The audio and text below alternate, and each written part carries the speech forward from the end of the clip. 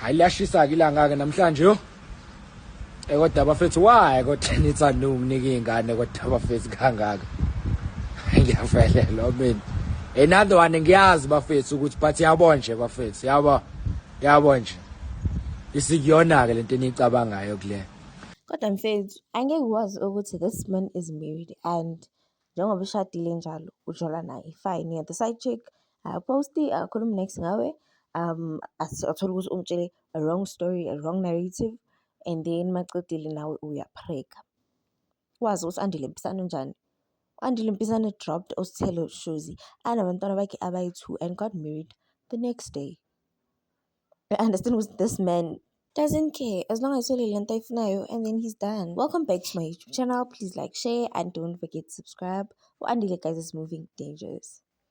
I think at this point he wants a son, and every woman around him, maybe this girl ukuze Andile aphike mhlawumbe uzala umntwana intombazane, or he doesn't want to lose uThami Mpisane because uThami Mpisane also ekibo, they have money.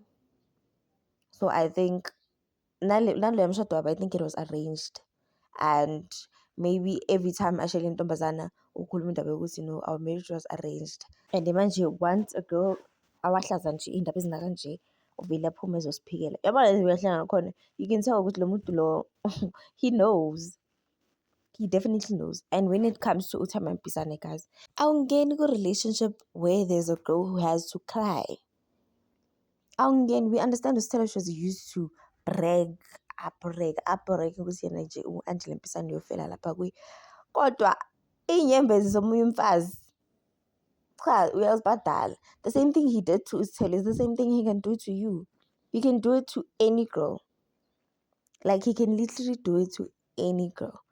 So guys, kuthiwa u-Andile Mpisane uprekise this girl, and njengoba prekise this girl, I highly believe because this girl texted Umusa Khawula, and then Umusa Khawula posted this story, because everyone that texts Umusa behind the doors are side chicks.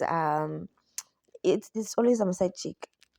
Maybe Andile Mpisane wanted the girl ukuthi akhiphe isisu or ubengafuna umntwana. It has to do with something ukuthi bekamrejecta, so that she was able to go to Umusa Khawula ayomtshela istory, Umusa Khawula apost. Umusa Khawula angeke amane athole istory nje, athole istory sokuthi baby mama ka-Andile ubani, angeke.